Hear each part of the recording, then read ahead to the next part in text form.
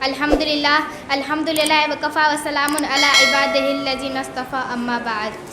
کوستے ہیں قسمت کو زندگی کو روتے ہیں، کوستے ہیں قسمت کو زندگی کو روتے ہیں، جن کو اپنے بچوں سے خدمتیں نہیں ملتی۔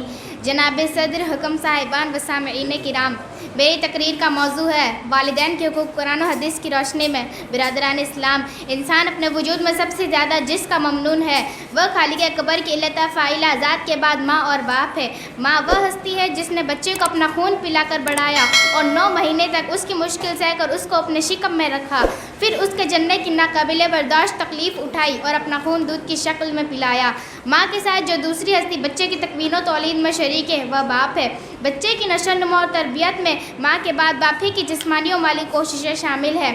والدین نے اولاد کی پرورش و پرداخت میں اپنی ہر راحت قربان، اپنا ہر آرام ترک اور اپنی ہر خوشی نثار کر دی، لہٰذا اولاد پر فرض ہے کہ اپنے والدین کی کوششوں سے حاصل کی ہوئی قوت کا شکرانہ ماں باپ کی خدمت کی صورت میں ادا کرے۔ ارشاد باری تعالیٰ ہے وَقَضَىٰ رَبُّكَ أَلَّا تَعْبُدُوا إِلَّا إِيَّاهُ وَبِالْوَالِدَيْنِ إِحْسَانًا إِمَّا يَبْلُغَنَّ عِندَكَ الْكِبَرَ أَحَدُهُمَا أَوْ كِلَاهُمَا فَلَا تَقُل لَّهُمَا أُفٍّ وَلَا تَنْهَرْهُمَا وَقُل لَّهُمَا قَوْلًا كَرِيمًا وَاخْفِضْ لَهُمَا جَنَاحَ الذُّلِّ مِنَ الرَّحْمَةِ وَقُل رَّبِّ ارْحَمْهُمَا كَمَا رَبَّيَانِي صَغِيرًا۔ تیرے رب نے فیصلہ کر دیا ہے کہ تم اس کے سوا کسی کی بندگی نہ کرو اور والدین کے ساتھ نیک سلوک کرو، ان سے ادب سے بولو، ان کے لیے اطاعت کے بازو محبت سے جھکا دو اور دعا کرو کہ اے میرے پروردگار ان پر رحم فرما جس طرح ان دونوں نے بچپن میں میری پرورش فرمائی۔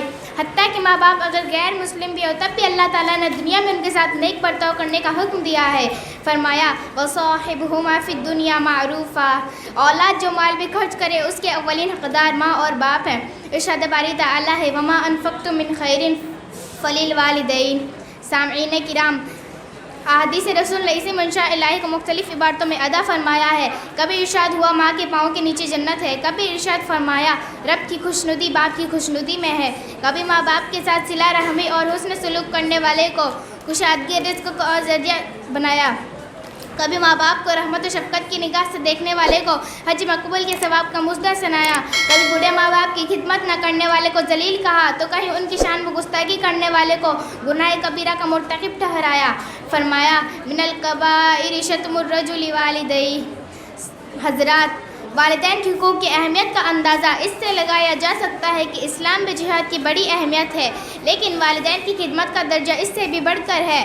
والدین کی اجازت کے بغیر جہاد بھی جائز نہیں، اس لیے کہ جہاد کے میدان میں سر ہتھیلی پر رکھ کر جانا ہوتا ہے اور ہر وقت جان جانے کا خطرہ رہتا ہے، اس لیے والدین کی اجازت کے بغیر ان کو اپنے جسم و جان کو کھونے کا حق نہیں، جن کو ان کی خدمت کے لیے وقف ہونا چاہیے۔ یہی نہیں بلکہ اگر بیوی اور والدین میں کوئی ناقابل حل اختلاف ہو جائے اور ان دونوں میں سے کسی ایک کو مجبوراً ترجیح دینی پڑے تو اسلام کا حکم یہ ہے کہ اس حال میں بھی والدین کی اطاعت کی جائے، اس لیے کہ بیوی کا تعلق ایسا ہے جس کو قانون اور عہد نے پیدا کیا ہے، جو ٹوٹ کر جڑ سکتا ہے اور مٹ کر بدل سکتا ہے، لیکن والدین کا فطری تعلق ناقابل شکست اور ناقابل تغیر ہے۔